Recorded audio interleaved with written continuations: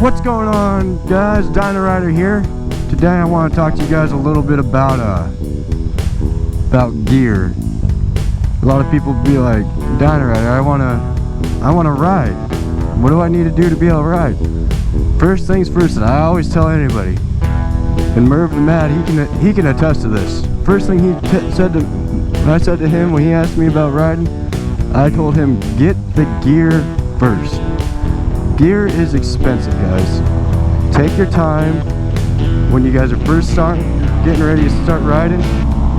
Take your time. Don't rush it. Get the right gear. Get the gear that's going to keep you safe. And Merv Mad, he can attest that he is extremely thankful that he went and got the gear first. Freaking, you need to get yourself a good helmet, good gloves, good jacket, good pants, and at least boots that cover the ankles, guys. So we're going to talk about these things a little bit here, and I'm going to go ahead and start with the helmet. Alright, I personally recommend a full face helmet. There's a few different categories of helmet. Alright, you got a full face helmet, you got a modular helmet, which is kind of a hybrid between the first and third category. Modular helmet, the chin bar will lift up. You see a lot of the guys on touring bikes wearing modular helmets. And then you got open face helmets. Then within each of those categories, within the open face category, there's a couple other categories. But so that's the base model of helmet. Like, on top of all of that, there's different ratings. All right, here in the U.S. we have DOT, Department of Transportation approved. So DOT approved. Then there's ECE, which is the European equivalent, but it's better than DOT. So therefore we also have the ECE rating here in the US. But the top rating that you want to get to protect the one brain that you have is a Snell rating. Alright guys, Snell. You're looking for Snell. Freaking, it's been a long time since the DOT standard has been updated. I want to say it was 1983 or something like that when the DOT standard was put out, and it's not been updated since.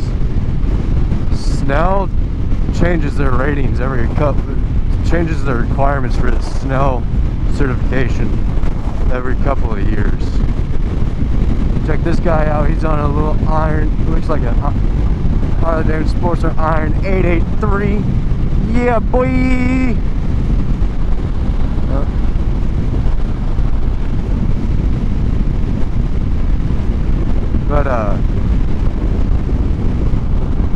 So the top rating that you can afford, because you only have one brain. And that's probably the reason why I say go ahead and start looking at your pocketbook and everything first. Get your gear before you get your bike. Because when you get your bike, first thing you want to do is you want to go out and ride. You're not going to want to be sitting there worried about trying to save money to buy gear to be safe when you ride. So get the gear first. Common thing on this channel that you guys are going to hear is a word of caution, a word of safety. Alright, you want to be safe when you're riding. So then let's talk about jackets. There's different jackets out there, guys. find one that suits your needs, your desires. You got there's a few different ways you can go about it, but there's different materials. You got mesh, you got leather, and that's really about it. There's jackets that you can put armor in.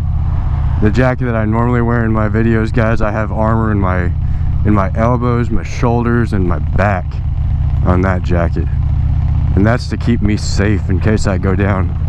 And you can buy armor upgrades for your jacket.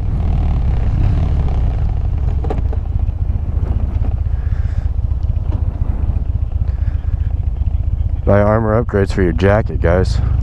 Alright, so yeah, like jackets, you want to get yourself a good riding jacket with armor. Also on when I'm riding around and I'm not in uniform, I have a vest that I wear over my riding jacket, and that's just because it's got a little bit extra. Gives me a little bit extra to leather around my torso. Got like in total probably almost a 1/4 inch of leather around the entirety of my torso when I ride, guys. And that's because I don't want to look, if I go down, I don't want to look like I've got a freaking survived going through a human-sized cheese grater. You know, leather is abrasive resistant material naturally, so that's the reason why I use leather. Mesh, it's all right, but you'll see a lot of abrasive resistant stuff made out of leather, and that's because it's naturally resistant to those things.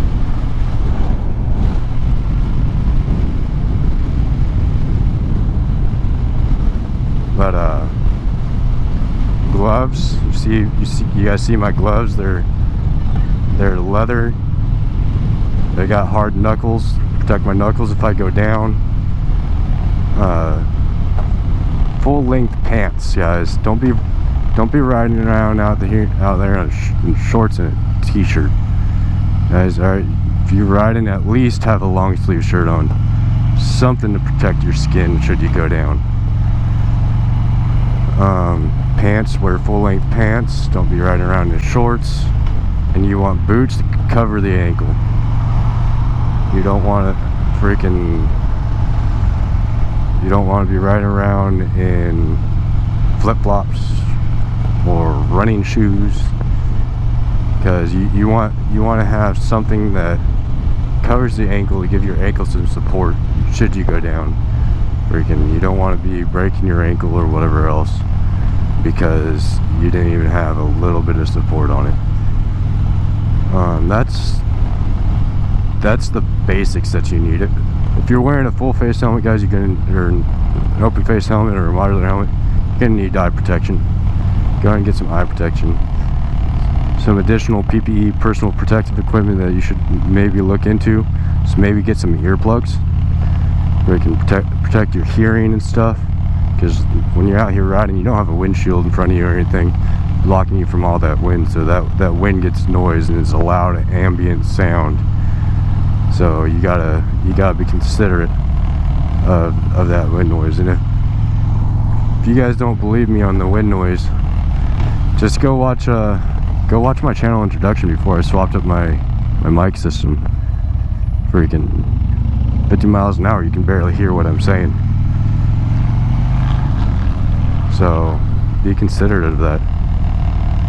Freaking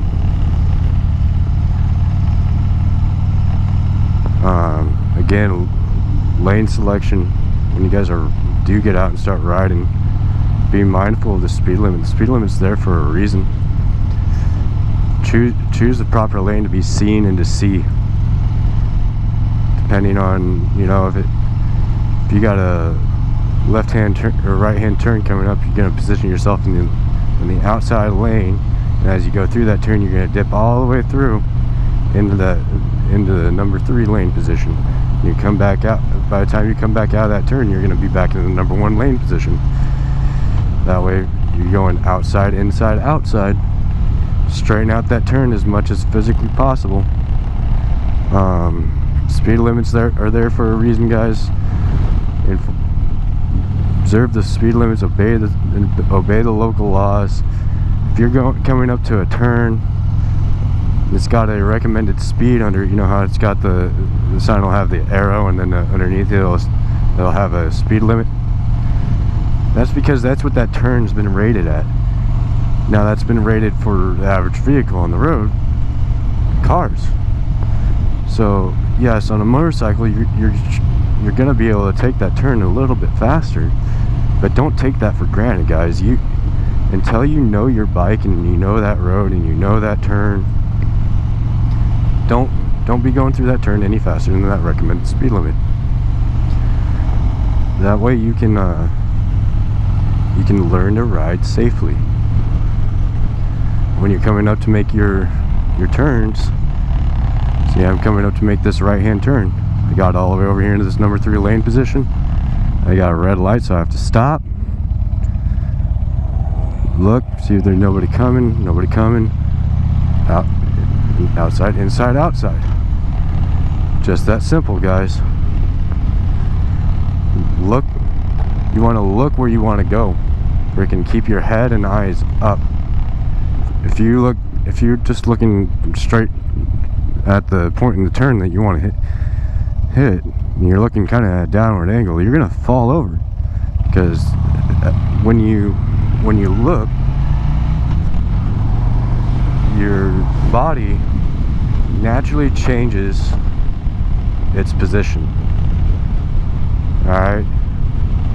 So, that being said,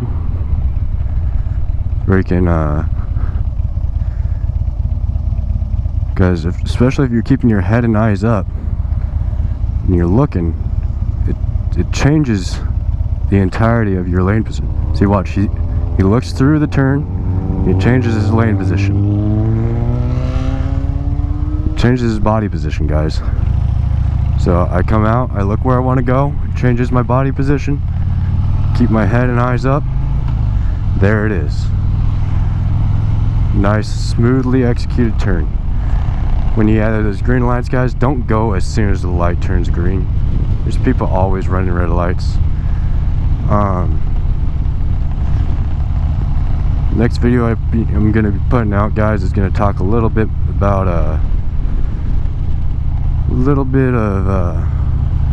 counterweight. I did a video of counter steering for higher speed travels. Now I'm going to do a video on that person didn't even stop for that stop sign. I'm going to do a video on how to counterweight for slower speeds turns.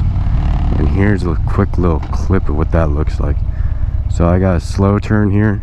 I shift my weight to the opposite side of the bike, and I lean the bike. I'm able to keep this bike leaned because at slow speeds, because I'm putting my weight on the opposite side peg. Check that out, guys. Oh yeah. Poor guy got so scared he died.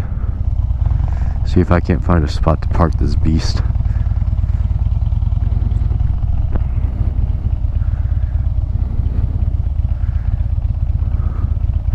Park right here in 15.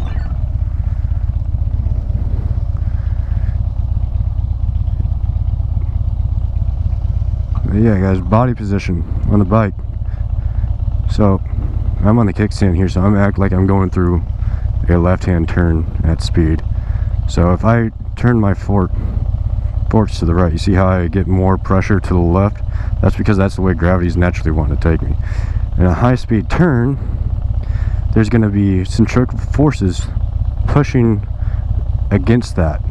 So centrifugal force and gravity, those two forces of nature, are fighting each other, so the bike's going to want to stay up. So it's going to be really stable. Slow speed maneuvers, where you actually have to use directional steering and turn the handlebars. If you're going to have the bike leaned, you're going to want to shift your weight to the opposite side of the bike, like so, and you're going to put more pressure on this side foot. So you're like this. All right. I'm sitting here with just my left cheek on my seat. My right cheek's completely off the seat, and I'm pressing down on this peg. See, I'm pressing down. You see the bike rocking. That's a little bit about counterweight right there. But we'll get into that. We'll get in how you can use the rear brake for stability purposes. As you're doing slow speed maneuvers, we'll get into how to do emergency braking, how to execute the swerve, how to do the camber, how to get used to doing that counter steer. We'll get into some parking lot practice here, guys. That way you guys can turn around and you can see what you need to do to ride and how to ride safe. You need to know these emergency life-saving maneuvers. And so I highly recommend, don't just take my word for it. You can watch Moto Jitsu, Dan the Fireman, MC Rider. You can watch any of these guys, man. They'll all preach to you the same thing. I highly, highly, highly recommend that you take an MSF certified course. Start off with a basic rider course, guys. They teach you everything on how to use the clutch to get the bike moving. They teach you body position. They teach you how to go through a curve. They teach you emergency braking. They teach you how to counter steer. They teach you how to go over obstacles. They teach you how to emergency brake in a curve. They teach you every emergency life-saving maneuver that you need to know when you get on this bike. I gotta retape that, guys. That's one of those little tips and tricks for you guys. If you guys get black spots on your boots after you're riding, that's from your shift lever, man. Just go ahead, wrap it in electrical tape. You normally don't even see the difference, and you'll stop getting that black spot on your tape on your foot. Anyway, guys, Dyna Rider out. Y'all have a great day. Peace.